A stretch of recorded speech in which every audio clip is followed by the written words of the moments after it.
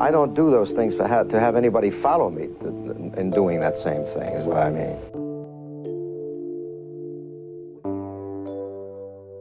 Frank Sinatra wasn't just a singer. He was a storm. A man whose voice could melt a room one moment and shatter glass the next. In a town filled with phonies and pretenders, Sinatra was unapologetically real, fierce, loyal, and dangerous when crossed. He had friends in high places, enemies in low ones, and stories whispered in every alley of Las Vegas and every dark corner of Hollywood. But among all the rivalries, fistfights, and feuds that followed him through 6 decades of fame, there was one name that made his blood boil more than any other.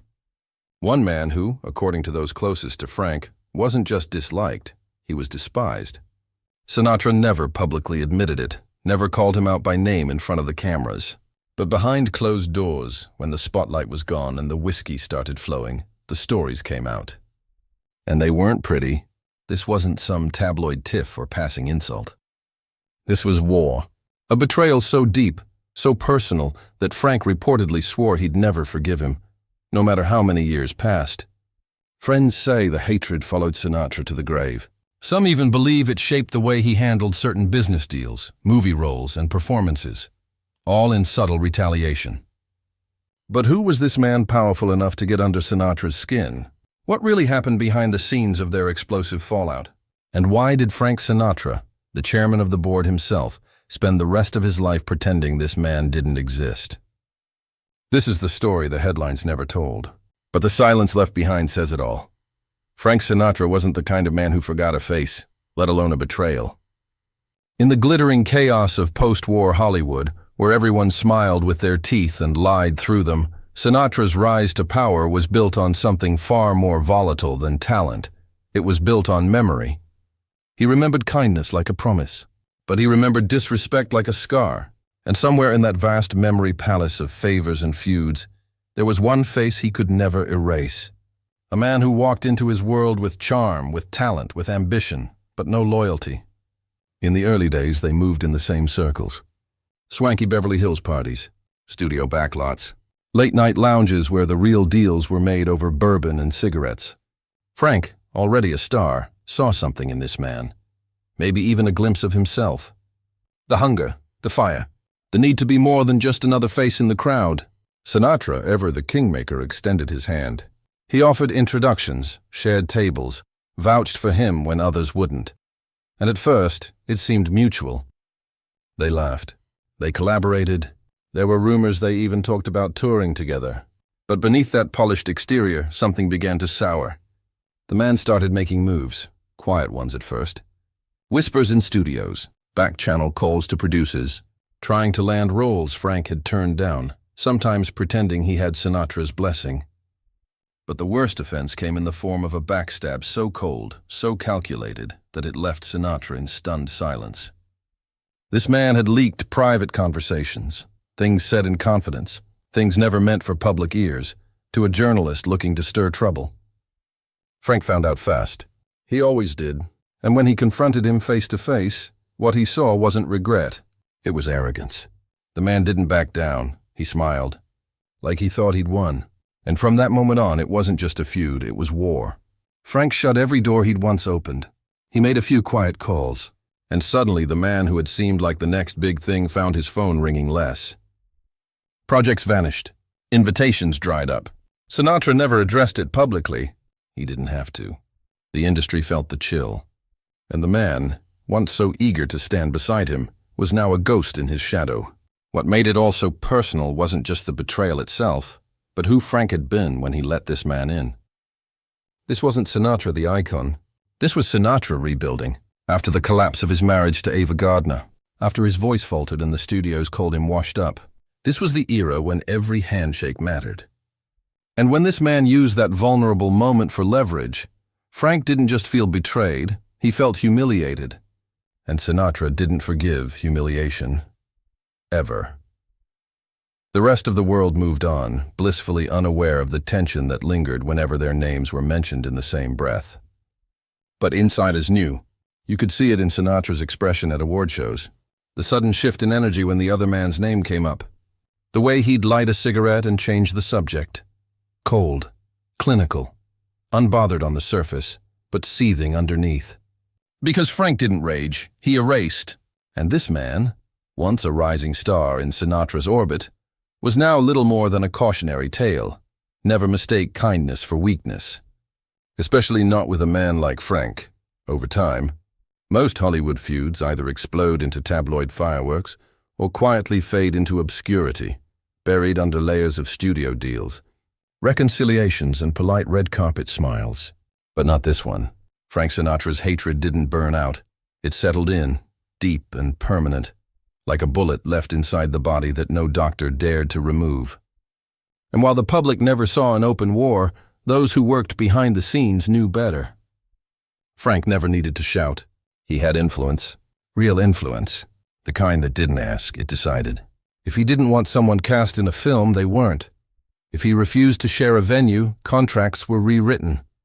If a producer even floated the idea of working with the man Frank despised, a single raised eyebrow was enough to kill the conversation.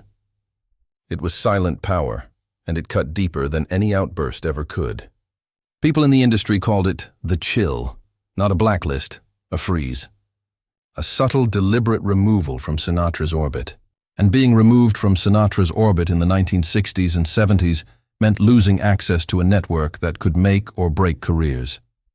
The Rat Pack, the record labels, the Vegas casinos, the studio heads who owed Frank more than just favors. This one man had once been seen at the same tables, photographed at the same galas, and then suddenly, he wasn't. As the years passed, rumors swirled. People asked questions. Was it jealousy? Was it a woman? Was it ego? But the truth was simpler and more brutal. It was betrayal, plain and personal. Sinatra believed in loyalty above all. He might forgive incompetence, even arrogance, but not betrayal. And certainly not betrayal wrapped in a smile. One insider recalled a moment backstage at Caesar's Palace, when someone casually mentioned the man's name in front of Frank. Sinatra paused, stared straight ahead and simply said, "Don't bring that name around me. Ever." He didn't raise his voice. He didn't explain. He didn't need to. The temperature in the room dropped 10 degrees. And the message was clear. This wasn't just a grudge. It was a permanent scar. What's perhaps most fascinating and tragic is how the man himself reacted over the years. He tried to downplay it, gave interviews where he spoke highly of Frank, called him a legend, tried to reframe the past as nothing more than a misunderstanding between two strong personalities. But Sinatra never responded, not once. Not even a nod of acknowledgement, because in Frank's world, silence was the sharpest weapon. And when he cut someone out, they didn't get a final scene. They got erased. And if you're beginning to grasp just how deep this pain ran, and how Frank, beneath the cool exterior, was a man who carried his emotional wounds like war medals, then you understand why these stories still haunt Hollywood's corridors. So if you're finding value in uncovering the truth behind the myth, don't forget to like this video, subscribe for more faceless deep dives into forgotten Hollywood conflicts, and leave a comment below. Whose silence in your life ever spoke louder than words? Because for Sinatra, the loudest thing he ever said about this man was the thunderous absence of his name. As Frank Sinatra grew older, his public persona softened in certain ways, but the private grudges he held remained sharp, almost surgical in their precision. Those who knew him intimately say that even in his later years, long after the rat-a-tat of Vegas shows had quieted and the press had turned its attention elsewhere, his thoughts sometimes drifted back to the man who had wronged him decades earlier. It was less anger now, and more a quiet, simmering contempt. A reminder of the one person who had dared to betray him when he had extended trust. Sinatra's friends recalled that during informal gatherings, his gaze would tighten when the man's name or even a passing reference came up, as though a single syllable could reignite the old fire in his chest. But Sinatra was no longer in the mood for confrontation. He had learned the art of silent warfare, perfected over a lifetime navigating the treacherous waters of Hollywood and show business. He would let others stumble where the man he despised had tried to tread, watching from the sidelines as his influence ensured that doors closed quietly and reputations frayed. There was a methodical satisfaction in this. No headlines, no spectacle, just the slow, inexorable march of consequences delivered with an invisible hand. Yet there was also a personal toll. Sinatra carried the weight of this hatred alongside the emotional scars left by lost loves, family rifts, and the pressure of being a cultural icon whose every move was scrutinized. Friends said it gnawed at him, not because he wanted revenge, but because the betrayal had cut so deep it became a permanent wound in his psyche. In interviews during these years, when asked about old rivalries or conflicts, Sinatra would deflect, offer a wry smile, or fall silent. But behind the charm and humor there was a truth known to only a few. The man he despised more than anyone was never far from his thoughts, a shadow lurking in the corner of a room full of bright lights. He told a close confidant, quietly and without exaggeration, "Some people you meet in this business, they're lessons, and some lessons you never forget." Those words were pointed, deliberate, and unmistakably aimed at the one person who had betrayed him. Sinatra did not just punish this man professionally. He allowed the betrayal to shape his decisions, his alliances, and even the way he evaluated trust in everyone around him.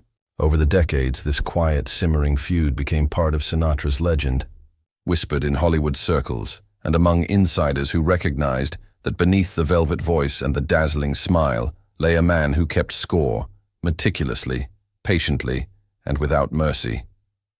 And as Sinatra aged, the feud took on a new significance. It wasn't about fame, money, or legacy anymore. It was about principle, about the unspoken contract of respect and loyalty that had been shattered, and the long, cold reminder that even a legend could be wronged by someone who thought the spotlight could shield them from accountability. Sinatra's final public statements were, in a way, part of this ongoing judgment, measured, enigmatic, and precise. To the casual observer, they were merely reflections on life, fame, or music. But those who understood the depth of his experience, who knew the stories behind the smiles and songs, recognized a subtle warning. Some betrayals are not forgiven, and some men never leave our thoughts, no matter how far time carries them away. When Frank Sinatra passed away in 1998, the world celebrated a life that seemed larger than legend itself. The voice, the charm, the charisma, the stage presence that made him immortal. Yet behind the glamour and applause, those who had worked closest with him knew that a quiet, unresolved chapter lingered, one that the public would never fully grasp. Even in death, the man Sinatra despised more than anyone remained a ghost in his story, a reminder that fame could not erase betrayal, and that even the most powerful man in the world could carry a private vendetta to his grave. At memorials and tributes, friends and fellow entertainers spoke of Sinatra's generosity, his unmatched talent, and his enduring friendships, carefully sidestepping the stories of grudges and silent wars that defined much of his private life. Those who had been witness to his fury, subtle as it was, understood that some names were unspoken, certain truths left unsaid, yet powerfully present in the aura Sinatra carried until the very end. It was in these unspoken spaces, in the careful curation of who entered his inner circle, that the weight of his disdain for one man quietly influenced decisions, social circles, and even the allocation of opportunities across Hollywood. Some say that this silent feud, invisible to the public eye, is a testament to Sinatra's extraordinary combination of patience, intelligence, and control, that he wielded his influence not with violence or spectacle, but with the quiet precision of a man who would not allow wrongs to go unacknowledged. In the years following his death, retrospective documentaries, biographies, and oral histories have explored Sinatra's friendships, romances, and career triumphs. Yet the story of the man he truly loathed remains largely in whispers among insiders. Perhaps that was exactly how Sinatra intended it. A private judgment rendered by a private man, immortalized not in headlines, but in the careful orchestration of a life lived with unmatched attention to principle, loyalty, and respect. Those who knew the truth often describe a surreal juxtaposition, a man adored by millions, whose music and charm softened the hardest hearts, yet who held one private fury like a steel rod through the years. It is a reminder that even legends are human, subject to betrayal, and capable of harboring emotions so intense that they shape choices and lives in ways the world never fully sees. And as fans continue to celebrate Sinatra's work, replaying his timeless performances and remembering the stories of generosity and charisma, there is a hidden layer to his story that few recognize, a tale of trust violated, of personal codes challenged, and of a singular, enduring hatred that defined not only moments of his life, but the way he carried himself until his final breath. In the end, Frank Sinatra was more than the songs, the suits, and the fame. He was a man who demanded respect, who measured loyalty with precision, and who, in his private world, reserved a level of disdain for one man that no amount of adoration or legacy could diminish.